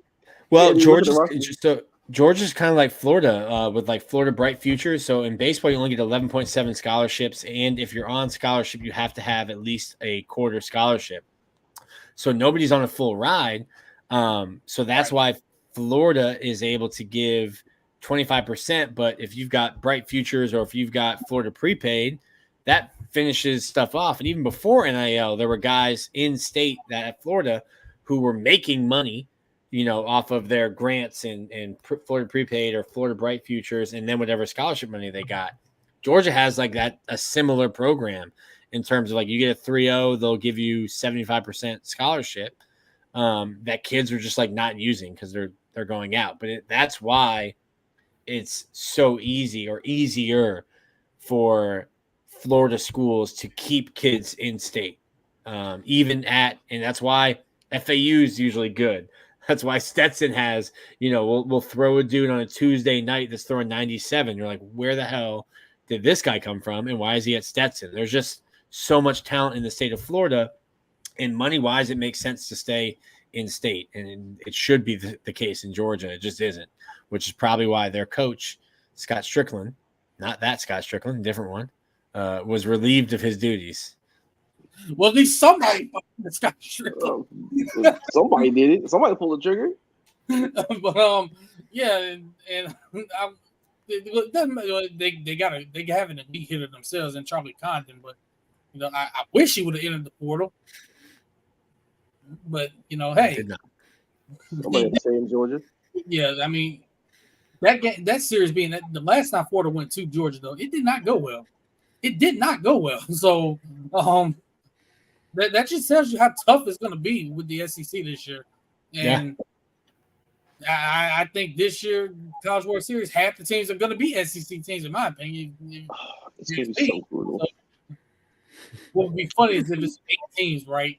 It's 8 teams and like 6 of them are SEC teams. That would be the funniest thing to see. At this point, somebody in the SEC is winning the national title. We just don't know who. But yeah, if you had to pick, well, Jack Caglione is not eligible for this category. No, we'll just throw him out. He's a man of his own. He's in his own. He's in his own category. Jack Tani. Somebody other than him, who would you say would be like the MVP if they have the season we think they can have? Maybe it'll be interesting. The guys I would put up for that would be Colby Shelton or Luke Heyman. Luke's made a really big jump in terms of his defense. I didn't think he was a very good defensive catcher. Having Mike Rivera on staff is huge for them in terms of framing, calling, blocking, all the things you have to do as a catcher. And he's going to be one of your best bats. I think he might be a guy that hits 4 or 5 in the lineup. He's going to be a dude. Colby Shelton, potential dude status. And then if you look at the pitching staff, I think my newcomer of the year pick would be Liam Peterson. He might already be the best pitcher on the staff. So I think it's difficult to say, hey, it might be a freshman because a freshman high school season's like 20, 25 games. You'll play more than 20 games before you even get into the SEC schedule, getting into the heart of it. So you never know how freshmen will handle it, but he's a mature kid and he's got the ability. He's got the stuff. Was that a car alarm? I said, I don't know what it was, but I said Luke. I'll go with Luke Heyman as my non-Jack Tani MVP pick. Yeah, because we already know Jack Tani's going to hit 40 home runs and win 20 games. I'm just kidding. But he was on pace. Shred all-timer records and all that. He already shattered the home run record. Now can you break your own record at this point? But yeah, I actually like the Luke Heyman pick because I liked a lot what I saw from him last year when he got his opportunity to hit. I mean, hope it wasn't too big for him. He was just able to hit. So I like that pick. Marcus, did you have one? Marcus and Jerry? Y'all are smart people because I was very much on that same wavelength. Luke Heyman? Yes, very much so. I'll go Colby Shelton, man. I would say, him being a sophomore, I think it'll be a great time for him to step up, play some ball, and do, it's his draft eligible year too. He's a draft eligible sophomore. I mean, being draft eligible, it's time to get in your bag and perform. I think with some guys leaving last year that were key to a run where we were this close to winning it, man. Step in and see if you can produce. And yeah, man, I'll say Kobe. I'm gonna go Cade Curlin. I think Cade Curlin is gonna have a better season this year. He did last year, and he had a great season last year. But I just feel like defensively, I think he's going to be much more improved. I think he's going to hit more home runs this year than he did last year as well. And he's just that. If he's batting leadoff, that's a perfect guy you want to have batting leadoff because he's not your typical leadoff hitter. He's a guy that you make a mistake, ball's going 450 feet. So I mean, he led the team for batting average for most of the year. He kind of fell off a little bit, talking about that freshman wall, but he had 17 home runs as a freshman. 17 home runs as a freshman, and a lot of those coming in SEC play. This team is going to strike out a lot, but they're also going to hit a lot of home runs. But I'm already preparing myself for the angry old timers being like, this team needs to cut down on their strikeouts. And I'm like, listen, buddy, that's just baseball now, man. They don't care.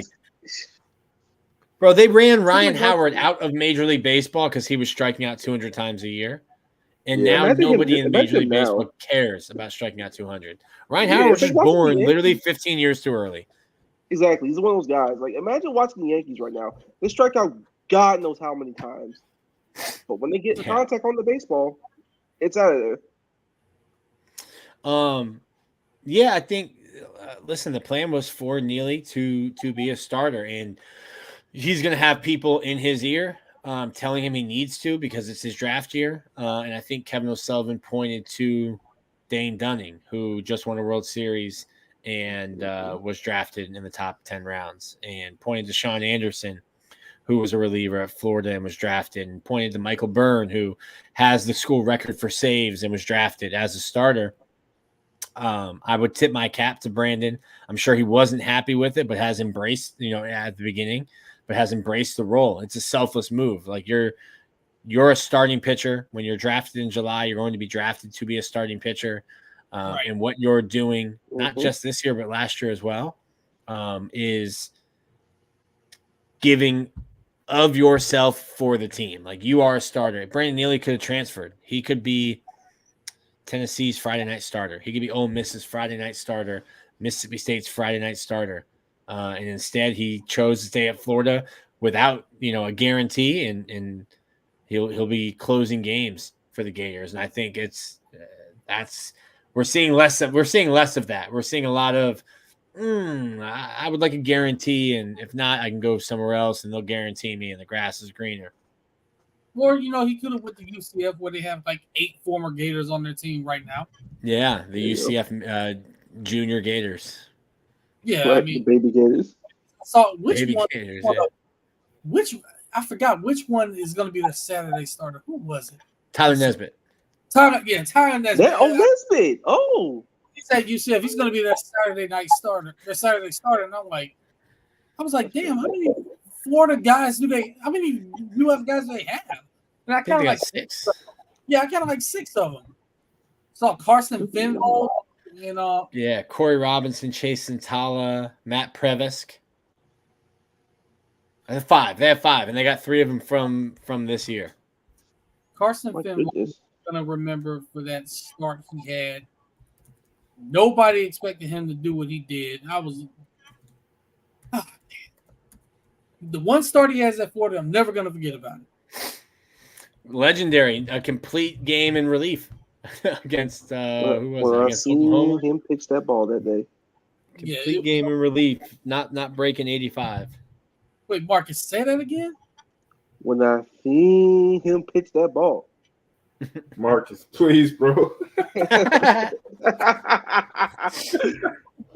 it was an all-time game. I never expected anything out of him. I was like, please just survive. Please just get out of this. He's going, and the ball isn't really going all that hard. It's not coming out of his hand with that much pop, but it's getting there. He's not throwing hard at all, but I honestly think that's what made him difficult to hit. You're used to it's not what you've seen the whole year, yeah, you're seeing 97, 98, and then you're getting a guy that's topping out of like 85, 86. And by the way, he has a really good changeup. And like 68 mile an hour curveballs at you. Right. He's like, you can't figure it out. And that was a legendary. I just could not believe what I saw that game. But it's like he got out there on the mound and turned into Zach Greinke. Yeah. Zach Greinke still pitching after like 25 years. That's crazy. But yeah, Jerry and Marcus, y'all had any more questions for Nick?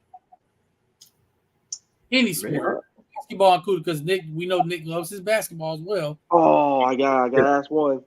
Yeah, what the hell happened in that LSU game? LSU, bro, I didn't even watch the LSU game. That basketball is Zach's sport. Listen, I took 1 week of vacation. I took January off. Oh, I got you. I'm about to have 62 games the next 95 days. Basketball is Zach's realm. It's so weird because they won the game and all that, which is great. But the ending was so hilarious. We had a big lead all game. All of a sudden they tie it with like 40 some odd seconds left. We get some insane stupid steal to get the lead back. It's a free throw game, yada yada yada. All of a sudden they have a chance to win at the end. Zion Pullen gets sent to the 5th dimension of hell somehow, some way. They get an open look at the basket, point blank, but he just short arms it. Just barely grazes the rim. There was nobody around him, and we escape. Look, sometimes you have to win ugly. They're learning how to win ugly. They Yeah. are. They are. Yeah. Because the one thing I said about them was, it's going to look wonky in the beginning. You have to give them time to gel because it's mostly a new team. Now we're starting to see the chemistry. Now we're starting to see them gel. You want to have these close games because it's going to prepare you for SEC and the NCAA tournament. But you're starting to see them kind of start to put it all together, start to gel more. So we just need to be. We got that team in somewhere in the middle of nowhere, Georgia, with that coach that shall remain nameless. That will not come out of my mouth. That name will not come out of my mouth anymore. And we better not lose to him. Hey man, Nah. all I know is I just need them to not do the whole routine of dominate for the vast majority of the game. You play great basketball, and all of a sudden, with like 40 seconds left, you're holding on for dear life.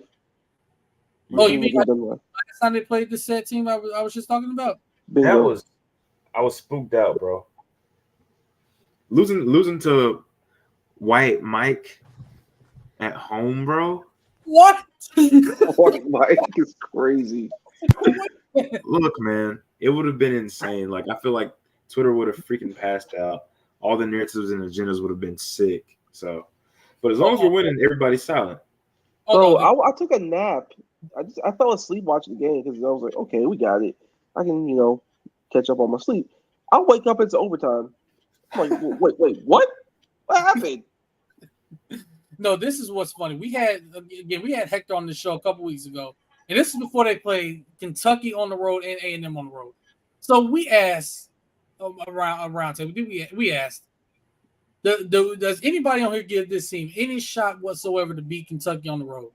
We literally all said just win Saturday. Lo and behold, the complete opposite happens. You can't make it up.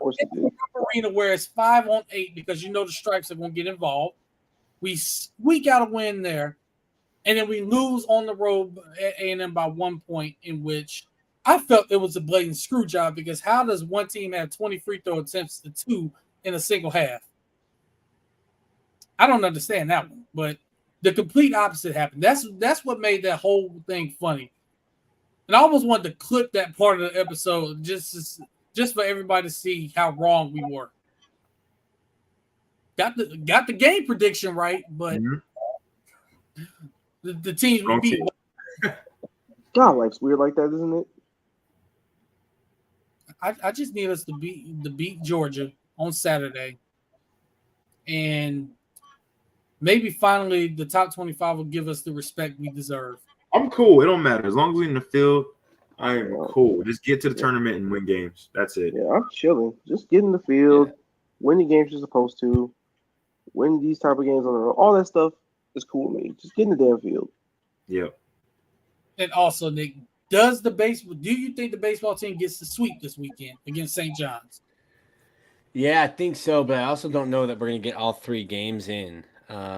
It's like 100% chance of rain Saturday. It's supposed to rain all day, and I don't think they're going to do double headers because it's early. And you don't want to risk someone getting injured by trying to squeeze in a double header during a rainstorm. Yeah, I just looked at the weather and it's supposed to rain Sunday as well. Yeah, and then Sunday you would have to finish the game by a certain time because they got to travel. Yeah, see, that's the thing. So we may not get every game, but it's nice to see baseball finally back tomorrow. I'm going to be tuned in to the SEC Network, so if nobody has any more questions, Nick, it was great actually having you back on the show. He wasn't as negative people as he normally is, like y'all say he is. Flipping my hats back and forth, positive Nick, negative Nick. Jerry was a good influence on me for my positivity. Look, man, I'm telling you, I'm more positive now, bro. I used to be terrible. I'm more positive now. Jerry's over here like, Chuck, I used to be terrible. Terrible. He's terrible. I got us going possibly like 6-6 next year. I'm doing good. You literally said 7-5 earlier, and now I said Nico's name, and he goes, "Oh damn, that's a loss." Yeah, It's an L, bro. I can't. Hey, dude's nice. It is at Tennessee too. So 6-6. We just win I 4 games. can see it. Win 2 Jerry, games. I can see us being the low men once again, and AB being higher, and the exact same predictions predictably happening. AB said we were going 7-0 last year to start the season. By the way, Bro, I remember I came on here preseason last year, and as I was like talking, I just like see the life drain from Anthony's face, and he was just like, Yeah, he's like he's trying so hard to talk himself into a couple of those wins. And it's like he was like talking himself into it, and I was just like laying out my thought process on what I thought was going to happen. He was just like, yeah. Oh man, I guess that's kind of I try. It's almost like he was just like sinking lower and lower as I like kept talking. he was like LeBron looking at Kawhi come back in the game. How dare you, Miami Heat legend LeBron James? Oh my God! I love that LeBron with all my heart, especially 2013. The best LeBron we ever saw. I mean, let's be honest. LeBron loves playing in the Garden too. Shout out to Jerry. I freaking hate. Oh my God! This man loves playing in the Garden. He ruined my childhood. Him and Jimmy Butler single-handedly have like taken years off my life, bro. Jason Terry is currently buried in the under the parquet floor. Jimmy Butler has single-handedly sent Jerry into Jerry had to go to a mental institution last year after we beat them. No, it wasn't Jimmy. Honestly, it was Caleb Martin. I'm like, bro, like, what is happening? That's not who you want to send you into the shadow room. You can accept Jimmy Butler sending you into the shadow room. When it's Caleb Martin stealing your lunch, tough to swallow. At least that's what Jimmy Butler gets paid to do. At least that's what we expect him to do, is to try and take your lunch. Bam, too. Bro. But Caleb Martin accept like a Duncan Robinson dagger 3. You're like, all right, I get it. That's what he does. That's what he does. Nick, Caleb Martin. We played them in the playoffs again this year. You know who's going to be this time? Former Celtic Terry Rozier. I say I can't even get behind the Scary Terry. Like, I'm so anti-Celtics, I can't even like get behind the Scary Terry in black and red. He's probably going to be a better player for us because of the culture. I fully approve. I fully approve y'all having Terry Rozier. You could take those bad shots down the stretch. He loves. Hey, Terry's got that Kenny Boynton conscience, which is not. Oh my God! We're just. You're just like, wait, did Terry just shoot pregame from the parking lot? Like, yeah, no, he was holding his Louis bag too. Just a one-handed shot. No, it's not going to go well unless we're playing the Celtics. Then all of a sudden, you're going to see he's like 10 for 14, like 35 points. Oh, as always, Heat and 3. When the Heat play the Celtics, Heat and 3. With like 7 threes. You know, I'm just going to see the look on Jerry's face.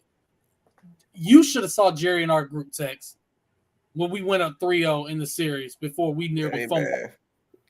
This man was so tried to fumble the bag. Really tried to fumble the bag. So hard. Fumble the bag. They did everything they possibly could. They even got Scott Foster in town to ref the game. Him and Tony. I thought the fix was in. We beat Scott Foster and the Celtics. I thought the fix was in as well, but you know, we pretty much made every shot possible to the point where he couldn't get involved. Scott was in shambles, crying himself to sleep in his South Beach locker in his South Beach hotel. Did everything I could to get the C's to the finals. Did everything I could, but look. My thing is the reason why I'm confident in Boston this year is because we have the best white player on the court this year.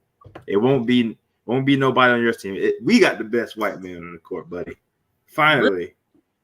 Really? You sure you want to tell Duncan Robinson that? Yes. You telling me Duncan Robinson's better than Port? I'm about to get off of here. Jerry, come back. How many times has Duncan Robinson cooked Boston before he realizes that Duncan's actually good? Porzingis is better. That's all it is, bro. It's okay. He's not wrong. Good. Playoffs are gonna come. Backside's gonna get tight. I got my backsides. we gotta get out of here before we get Jerry going. We haven't even gotten to the All-Star game. Let's get to Saturday. Let's get to the Rising Star challenges at least. Tune in to the dunk contest because Jaime Jaquez Jr. will be a part of it. I fully expect him to win that. I fully expect it. Mexican Jimmy wins the dunk contest. Fully expect it. So you know what? I take it back, Nick. That might be the next Celtics killer right there. Jaime Jaquez Jr. Honestly, I don't even think it might be. I think it probably will be. Just that's going to be the next Celtics kill. You Jerry, heard Doc Rivers stocked up on nitroglycerin pills, my brother. You heard Doc Rivers already after the game against Milwaukee. Miami keeps drafting these guys like Jovic and Jaquez in the 20s. It pissed me off. How do they keep doing this? It's terrible, bro. Like these boys are freaking. We know so how to fundamentally sound. We send Nick all over the world, all over the country to evaluate these guys because he's got an in with Pat Riley. So we send him around. He gets back to Pat, and all of a sudden we're drafting guys at number 18, number 27, and they come out and they drop 25 on your head. So I mean that's just what we do. But, heat culture. Yeah, heat culture. And R.I.P. Bill Russell, by the way. That's so nasty, Jerry. Y'all ain't beating us with that. What Udonis Haslam said. Screw him. I don't care if he's a Gator or whatever. Oh my God, Jerry, it's okay, bro. It's okay. It's gonna be all right. He apologized to the family. He did not mean it that way. Did you just throw up a middle finger? No, my finger's hurting. Sorry. He threw up a middle finger. No, he didn't throw a middle finger up. He was stretching it out. He was trying to get the feeling back in it. But that's negative, Jerry. Jerry would never say that to UD's face. Yeah, he's a good Christian boy. That's right. I would. Yeah. You ain't saying that to UD's face. Hey, man, you ever heard of Jesus Christ, bro? Hey, Mr. Haslam, can I have a picture, please? That's facts all day long. No, he's gonna do that. And all of a sudden, he's gonna see a Celtics bracelet or some kind of green in his shirt. UD is gonna be like, no. I guarantee you're a Celtics fan, so no, we're not doing this. He wouldn't know, man. He wouldn't know, bro. Oh, he's gonna know because I'll tell him. Bob Cousy will be very sad. What would Dave Cowens think? What would Larry Bird think? Kevin what would Ty Havlicek think? Kevin McHale. Robert Parrish. Dang, bro. We've stumped. And Casey Jones. We've stumped, bro. I can't do this. But yeah, Nick, it was great having you on. Let everybody know where they can follow you and read your stuff. And hopefully no burner accounts included. I have no burner accounts. It's at Delatorre on Twitter, X, whatever. Screw it. Elon's got a bunch of money. It's still Twitter. And you can read everything I write over at Gators Online. Check out boy stuff, man. Yeah, and be on the lookout for his next recruiting prediction machine pick because bro, I got a good. Other than Cormani, I'm cash. I think everybody missed on Cormani. Yes, everybody missed something. I know you guys had one ready. Right for Stadium Miguel, I had one ready as well. Yep. I hate to bring this up. I was in LA when this happened too. Of course you were. Ready to post. I had it just ready to just publish it right there. And then he picks Miami. And it's LA Ant. And he picks Miami. I was like, bro, I gotta scrap this entire story that I busted my ass writing. All because he decided to go rogue on everybody. Hey, it wouldn't be the first or the last. So why was a video of them making comments about him picking Florida? Yeah, that happens a lot. Like, think about that. They had to scrap that video. And I feel bad for Nick on these message boards. Like, first of all, he gets killed on them. I don't know. Crazy. Like, where's the Nick hate is crazy, bro. I don't get it. Like, he gets shout out to you guys. I do get hate.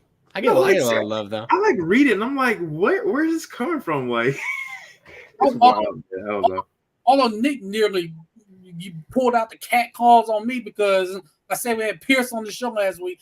Drop the link. You've been holding out on us. Like, bro, I'm telling you, I'm like, yo, promote your show. Drop the show in here. I'm telling you, I'm like, yo, get some more views.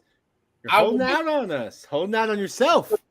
For sure. That is true. I will make sure to drop the show on this episode on there whenever we put it out, which should be tomorrow. I will make sure to drop the show on there. Make sure y'all tune. Hey, I put the plug in tonight. Hey, make sure y'all tune in because we're gonna have Nick on. Somebody Drop posted every week. like the sarcastic yay gif. I'm like, all right. I'm scared to smoke the show because y'all do this. Just here to push my negative agenda. Yeah, King. bro. Yeah. The jokes on there are freaking wild. Bro, I said I'm here to push my negative agenda, and Jerry just goes, King. There you go. King. Stand on business, Nick. Stand on business, bro. Yeah, but yeah, it was definitely great having you on, man. We definitely got to get you back on during the baseball season. I might be in town actually for the spring game and when baseball in South Carolina. So you may or may not see me. You may see me there. You should see. You might see all three of us there. We're still trying to get Marcus to go. He's only an hour. I don't know why you're playing around right now about going. The personal attack. You're an hour away. You keep saying you don't know if you're going. Because you don't know where life's gonna lead you. You know, like You the should conscious know, bro. starts every time he's late. I might have got lost in the path of life. You don't know. He's just a leaf in the breeze. Wherever the breeze takes him, we're vibing. I don't know. Maybe the breeze takes him north. Maybe he's in Atlanta at Magic City enjoying some lemon pepper wings. Exactly. He's I not. have no idea where he'll be. This is Marcus we're talking about. He's not at Magic City enjoying the wings. We're not gonna let him get away with that. Oh, I'm Every enjoying man wings. goes I'm to also Magic enjoying City a for the thigh here. wings. Maybe a breast, you know. We gotta get this coming in. This is our number one guy on here. J Money. Number one guy on here. DJ Yeah, we love J Money. That's our guy. But yeah, maybe that breeze takes him out west of California. I don't know about that, but you don't know. Big LA vibes. Miracles happen. Yeah, they got on to me because I kept posting clips. They got on to me. I don't know why. I couldn't even do that without getting just raked through the coals. Did you say you had to establish the run early on that?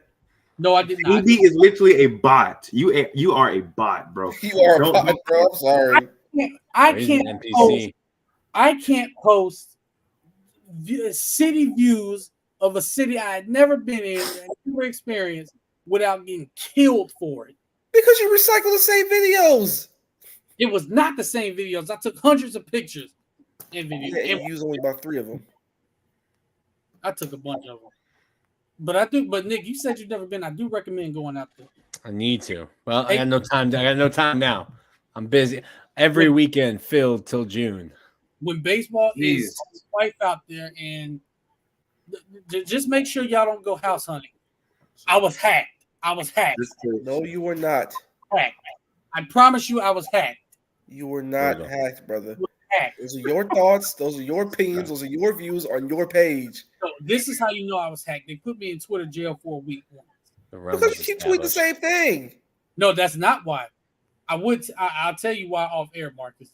I'll tell you why. But everybody else, let's let everybody know where they can follow you. Burner accounts included. If you don't have any final thoughts, Jerry, your burner account included. I am Breezy II is my burner account, so you know it's me. J Breezy II is my regular account. J Lamar _II is my Instagram. If y'all want to see what I be doing on a daily basis.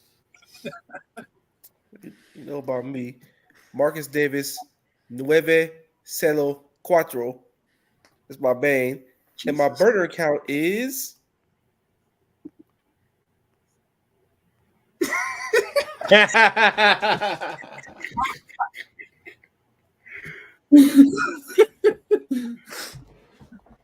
If we get thrown off the internet, that's why. But, you can follow me on Twitter at AceWade1, on Instagram Ace_Wade1. You need to go follow me on there because y'all know y'all do anyway. But you can follow the podcast account on Twitter at Inside Swamp, on Instagram Inside_Florida Athletics, and on Twitch and TikTok Inside Swamp One. We're gonna do more content on those on there as well.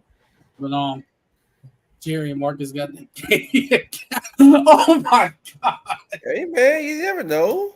No, my burner account is subtle. Well, one time I did almost get freaking cooked because I actually posed as Nick, and I posted something. Remember that? That was bad, bro. He did that. Yeah, that was bad. And he also was it you that pose as the Rivals transfer portal account. Bro, Rivals Mike blocked me, dog. Hey, he put that theology degree to use. He said Anthony Richardson entered the portal and was looking at Georgia. Little did he know that would actually somewhat come true a couple years later when ETN entered the portal and went to Georgia. Marcus, please. Jerry is diabolical. He will do. If you see that, if you see something like that and it's outlandish, you know it's Jerry posing as. Jerry's a terrorist when it comes to this stuff. I don't know, man. I'm I retired. think Jerry's reformed. Master's degree in trollology. That's what his burner. Bro, is. Jack Reacher of trolling. I retired. You were retired. Like Michael Jordan. He's playing a little spring training ball now. He's gonna realize that he hits 215, and he'll be back in that 4-5. I got one more The in press release that says "I'm back" is going to hit different. It'll be at Jay Breezy 4-5 back in the troll game like Jordan. Oh my god. Nick, he's gonna do that if we beat Georgia this year. If we somehow beat Georgia this year, that's when he's gonna do that. All right, so Jerry, enjoy your retirement. Enjoy Trollology Cancun. Yeah, man. I'm hanging out, chilling. I'm retired, bro. Or if the Dolphins win a Super Bowl, then he's oh my god, he's gonna might be back. Also, again, might be back. Oh, that can happen, but we can't beat Georgia. Oh, okay. Yes. Like that's just wrong, man. But, yeah, we appreciate y'all for joining us tonight. And no, J Money, we did not talk about Magic City. We only talked about the wings. That's it. That's it. We're talking about the wings, lemon pepper specifically. Maybe a tie here and there if they hungry, bro. I'm starving. Well, me, lemon pepper Lou. Yes, sir. Me, Nick, and Jerry were talking about the wings. Marcus was on some other stuff. I don't know what he was talking about. Wings right now are a very sore subject, considering one of my close personal mutuals, one of my close colleagues over at Russell Pierce decided to become the main character of Twitter by posting a picture of his wings. Damn. But real quick, before we get up to Nick, I need you to DM Marcus about a spot in Jacksonville that is diabolical. He's going to send you the menu. You're going to get a kick out of this, Nick. You're going to get a kick out of it. It's diabolical. It is extremely funny. I will say that much. Okay. Y'all, we appreciate y'all for joining us. We're going to leave y'all as we always do. God bless y'all. Go Gators. Y'all stay safe. Take care of your loved ones. Tell them you love them every day. Take care of your mentals. Take care of your chicken. Like my brother Marshawn Lynch used to say all the time. You know what that means. You know what it means. Sure. Wash your faces. Wash your hands. Marcus. With soap, with very warm water, with a loofah, with a washcloth, whatever the hell it is that you use. Hell, even your hands if you need to. Wash your dirty, stinking, nasty asses. And wear socks and shoes, closed-toed shoes, preferably, in the movie theater, in any and all public settings. This is a special message from management. God bless y'all. Have a nice night. And that's also right. Men with beards, which is all four of us. Use beard oil. You already know. Use the beard oil. Use the beard oils, bro. Invest in it. I think I commented on Stadium Miguel told Nick to invest in it. It was either Nick or Sil, one of those two to invest in it. It's a necessity, bro. It very well, it definitely is. But we appreciate you, Nick, for joining us. We'll definitely have you back on.